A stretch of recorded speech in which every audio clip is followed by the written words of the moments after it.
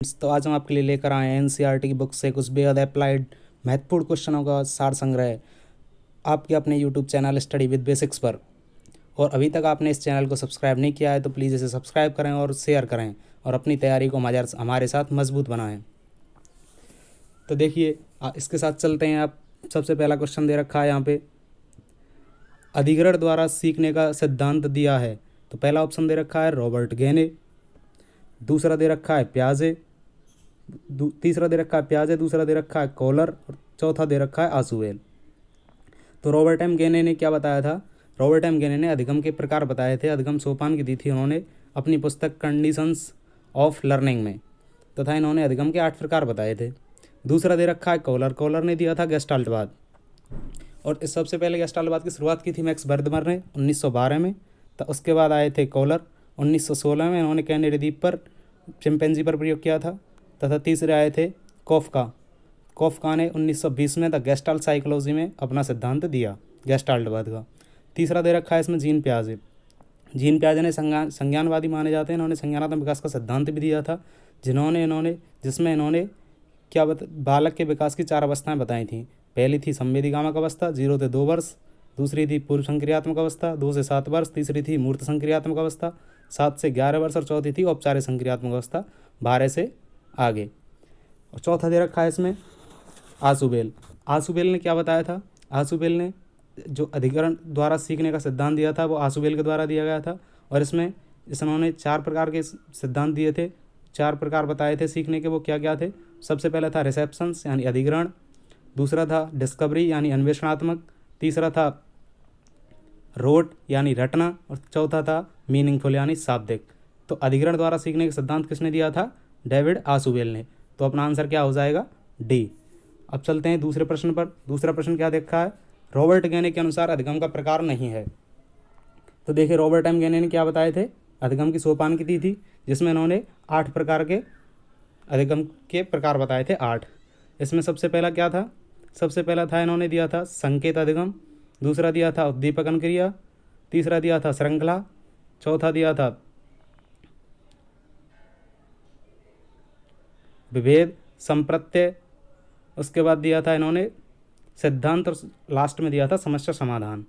तो देखिए यहाँ पे विभेद भी आ गया, श्रृंखला भी आ गया और संकेत भी आ गया। चौथा क्या दे रखा? निर्मितवाद। निर्मितवाद किसने दिया था? जेरोम ब्रूनर ने। तो यहाँ पे अपना आंसर क्या हो जाएगा? निर्मितवाद, जेरोम ब्रूनर। तो चलिए तीसरे प्रश्न पर चलते हैं। तीसरा प्रश्न क्या दे रखा है? सीखने की प्रक्रिया में अभिप्रेरणा। तो अभिप्रेरणा क्या होती है? अभिप्रेरणा होती है मोटिवेशन। मोटिवेशन शब्द मोटिव या मूवियर से, मोटम या मूवियर से बना हुआ है, जिसका तात्पर्य होता है किसी को सीखने के लिए तैयार करना या सीखने के प्रति रुचि का विकास करना। तो देखिए यहाँ पे पहला ऑप्शन दे रखा है स्मरण शक्ति को मजबूत करती है अभिप्रेरणा। स्मरण शक्ति होती है याद करने से मजबूत, स्मृति से स्मरण शक्ति मजबूत होती है, ना कि अभिप्रेरणा से। दूसरा दे रखा है प्राचीन अधिगम को नवीन अधिगम से अलग करती है।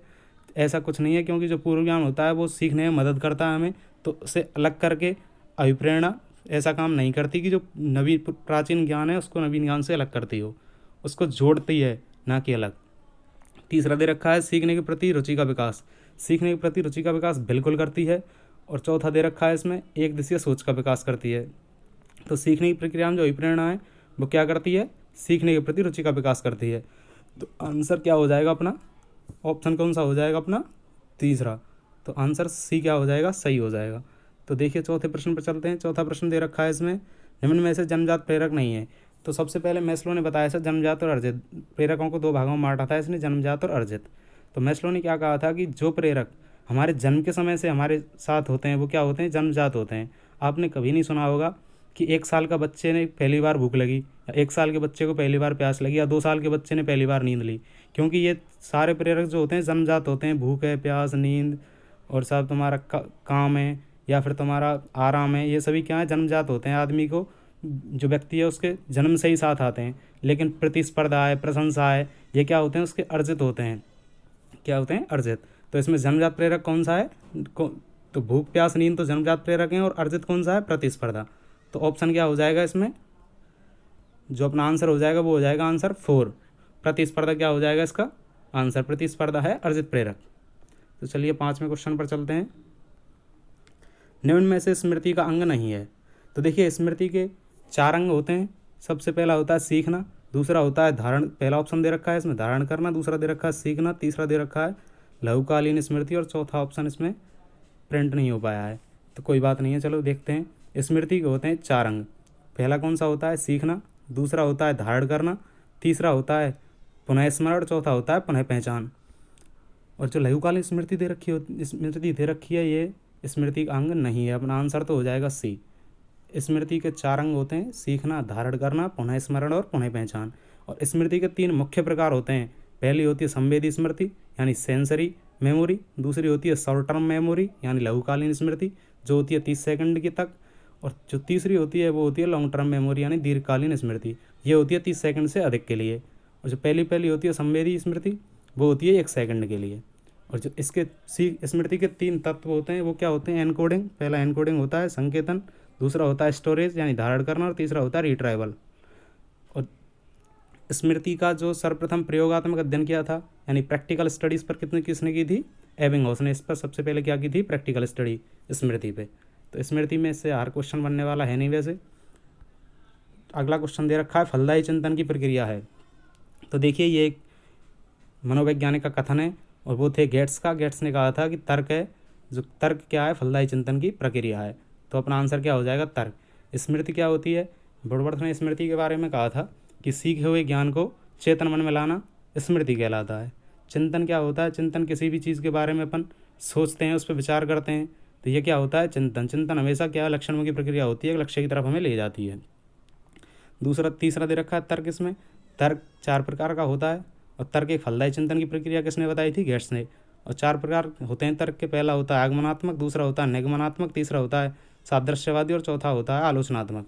आगमनात्मक होता है वो होता है उदाहरण से नियम की ओर, निगमनात्मक होता है नियम से उदाहरण की ओर, सादृश्यवादी होता है उपमा के आधार पर दिया जाता है, किसी को किसी की उपमा दी जाती है, और जो चौथा होता है आलोचनात्मक वो होता है गुण और दोष के आधार पर, उसका अपन निर्णय लेते हैं गुण और दोष के आधार पर।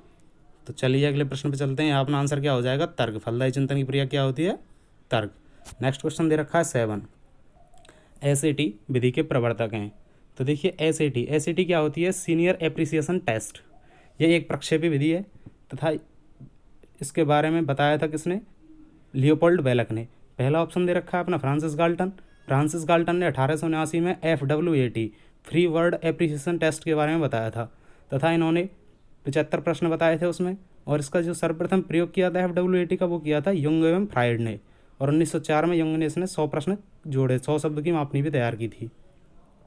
दूसरा दे रखा है बक ने दिया था HTP यानी हाउस ट्री पर्सन टेस्ट।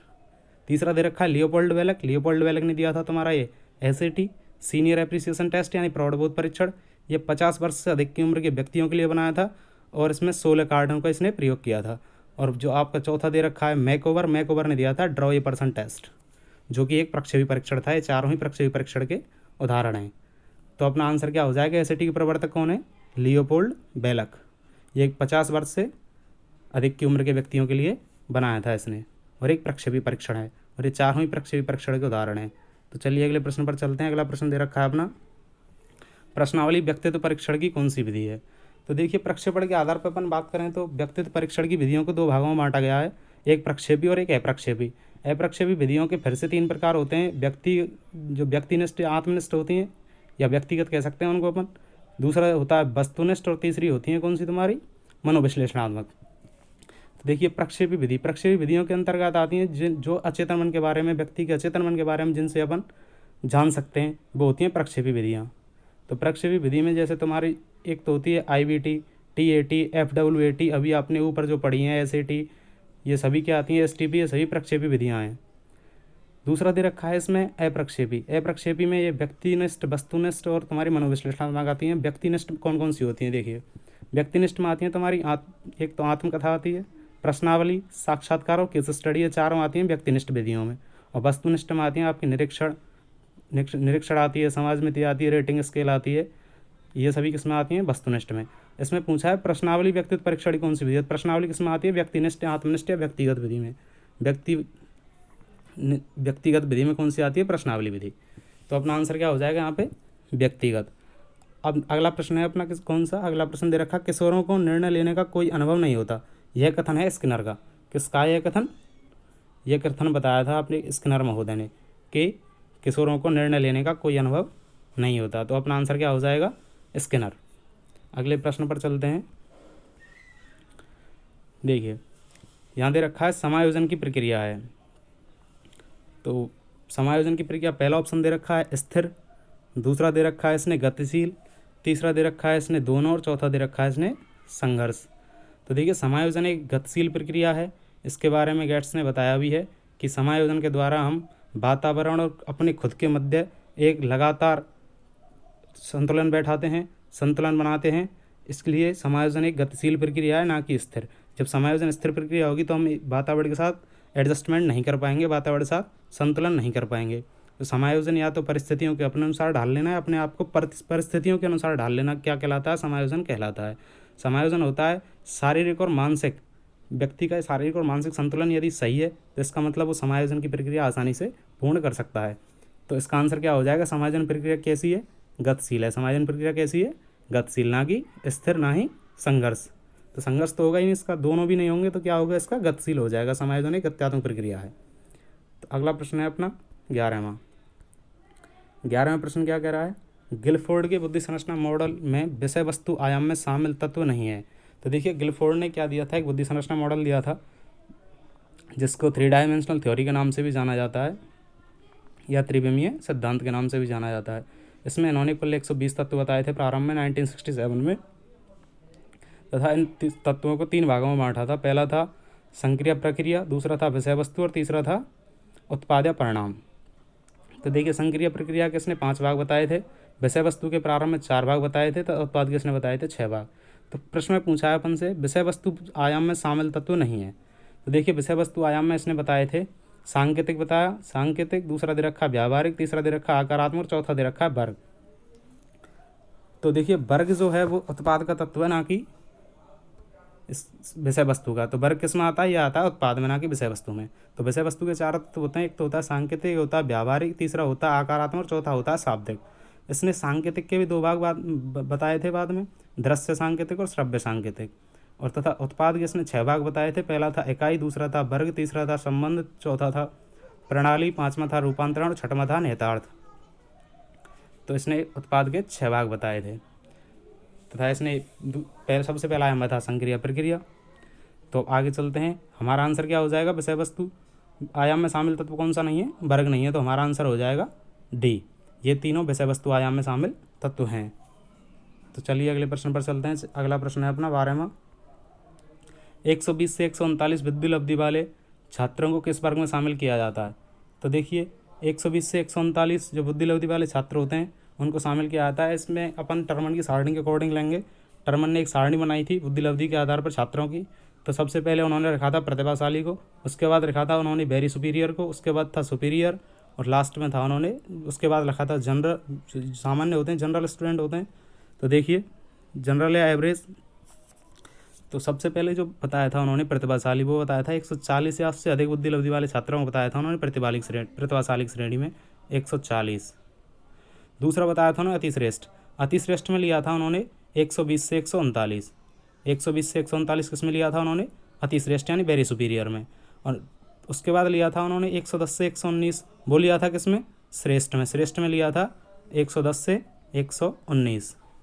उसके बाद आया था सामान्य यानी एवरेज। एवरेज स्टूडेंट उन्होंने माने थे 90 to 109। 90 से 109 किस में माने थे उन्होंने? सामान्य स्टूडेंट माने थे। तो इसमें अपना आंसर क्या हो जाएगा? 120 से 139 की बात करें तो अपन अतिश्रेष्ठ यानी वेरी सुपीरियर। आप इनको इंग्लिश में ही याद करें। ये तो हो गया जीनियस, ये हो गया वेरी सुपीरियर, ये हो गया सुपीरियर, ये हो गया एवरेज स्टूडेंट। क्योंकि हिंदी में इसमें कन्फ्यूज़न होता है अतिश्रेष्ठ और श्रेष्ठ में, तो इसलिए अपना आंसर क्या हो जाएगा? यहाँ पे हो जाएगा वेरी सुपीरियर।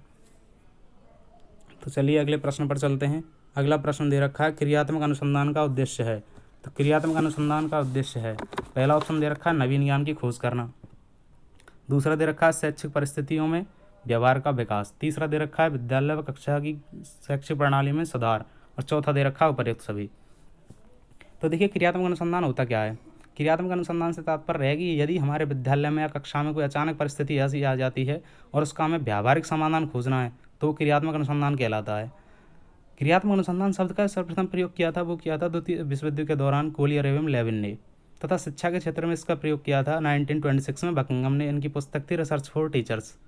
तथा सामाजिक संदर्भ की बात करें अपन तो इसमें किया था 1946 में कुर्ट लेविन ने, और इसके जो प्रतिपादक हैं वो माने जाते हैं स्टीफन एम कोरे। अनुसंधान होता है दो प्रकार का, मौलिक एवं क्रियात्मक। तो मौलिक अनुसंधान होता है उसमें तो नवीन ज्ञान की खोज की जाती है, सिद्धांतों का निर्माण किया जाता है, वैज्ञानिक व्यवहार का विकास किया जाता है उसमें, और उसमें जो जो अपना समाधान होता है समस्या का वो वैज्ञानिक तरीके से खोजा जाता है। लेकिन अपन क्रियात्मक अनुसंधान की बात करें तो क्रियात्मक अनुसंधान एक तो संकुचित अवधारणा है, जबकि मौलिक अनुसंधान एक व्यापक अवधारणा है। क्रियात्मक अनुसंधान में जो कक्ष होता है वो अपना न्यायादर्श होता है, यानी मॉडल होता है, लेकिन इसके लिए संपूर्ण जनसंख्या मॉडल होती है मौलिक अनुसंधान के लिए। और क्रियात्मक अनुसंधान में नवीन ज्ञान की खोज कभी नहीं की जाती, ना ही कोई वैज्ञानिक व्यवहार का विकास किया जाता है। इसके द्वारा व्यावहारिक रूप से विद्यालय में शिक्षा की विद्यालय और कक्षा की शैक्षिक प्रणाली में सुधार किया जाता है। तो क्रियात्मक अनुसंधान का जो उद्देश्य होता है वो होता है ऑप्शन सी। ऑप्शन क्या हो जाएगा? सी अपना आंसर हो जाएगा। तो यहाँ पे पहला भी गलत है, दूसरा भी गलत है और चौथा भी गलत है। तो आंसर कौन सा है अपना? सी, विद्यालय और कक्षा की शैक्षिक प्रणाली में सुधार करना। तो क्रियात्मक अनुसंधान का उद्देश्य है। तो अगला प्रश्न दे रखा है अपना, आरटी एक्ट 2009 की किस धारा में निःशुल्क शिक्षा का प्रावधान है? तो देखिए, पहला दे रखा है धारा 13, दूसरा दे रखा है धारा 14, तीसरा दे रखा है धारा 12 और चौथा दे रखा है धारा 15। देखिए धारा 13 क्या होती है। धारा 13 के अंतर्गत आप यदि विद्यालय में पहली बार प्रवेश के लिए जाते हैं तो ना तो आपसे कोई प्रवेश शुल्क लिया जाएगा, ना ही कोई कैपिटेशन फीस ली जाएगी, ना ही कोई एग्ज़ाम फीस ली जाएगी। कभी भी विद्यालय में कोई फीस नहीं ली जाएगी, ऐसा आरटी एक्ट की धारा 13 में लिखा हुआ है। इसलिए धारा 13 आरटी एक्ट को निःशुल्क यानी शिक्षा को निःशुल्क बनाती है, आरटी एक्ट की जो धारा 13 है। तो अपना आंसर तो हो जाएगा पहला। अब देखते हैं धारा 14 क्या होती है। धारा 14 में दे रखा है धारा 14 और इसके बाद दे रखी है धारा 12 और उसके बाद दे रखी है धारा 15। तो देखिए धारा 12 में यदि आप प्राइवेट विद्यालय में जो 25% सीटें होती हैं वो गरीब एवं दुर्बल जो वर्ग के छात्र हैं उनके लिए रिजर्व होती हैं, और उन पे आप अपने बच्चे का एडमिशन करा सकते हैं। और धारा 15 में दे रखा है कि जो विद्यालय में प्रवेश लिया जाता है वो 30 सितंबर तक होता है, लेकिन उसके बाद भी आप विद्यालय में बच्चों का प्रवेश करा सकते हैं। तो ये दे रखा है धारा 15 में। और धारा 14 में दे रखा है कि आप विद्यालय में जब भी बच्चे का प्रवेश कराने जाएँ तो आपसे किसी भी प्रकार का कोई भी डॉक्यूमेंट नहीं मांगा जाएगा। तो धारा 14 है वो किसी डॉक्यूमेंट से रिलेटेड है, आपसे कोई भी डॉक्यूमेंट नहीं मांगा जाएगा बालक के प्रवेश के समय। धारा 12 में 25% सीटें निःशुल्क हैं, वो भी केवल कक्षा 1 की % निकाली जाएगी, ना कि पूरे विद्यालय की। और धारा 15 में 30 सितंबर तक प्रवेश दिया जाएगा, लेकिन इसके बाद भी धारा 15 के अकॉर्डिंग प्रवेश अपन ले सकते हैं, पूरे वर्ष पर्यंत प्रवेश ले सकते हैं अपन धारा 15 के अकॉर्डिंग। तो चलिए अगला क्वेश्चन देखते हैं। मूल्यांकन का अर्थ होता है परिणाम व प्रगति की जांच करना, परखना, परीक्षा करना और निर्णय करना। तो जब मूल्यांकन का अर्थ क्या होता है यहाँ पे? परिणाम व प्रगति की जांच करना। तो परिणाम व प्रगति की जांच करना अपना आंसर क्या हो जाएगा? पहला। तो यहीं पे अपना वीडियो समाप्त होता है, और आप हमारे वीडियो को लाइक करें, कमेंट करें, शेयर करें यदि हमारा वीडियो पसंद आया हो तो, और उसके बाद रोज़ाना हमारे वीडियो लगातार देखने आएँ और हमारे चैनल को सब्सक्राइब करें। Thank you.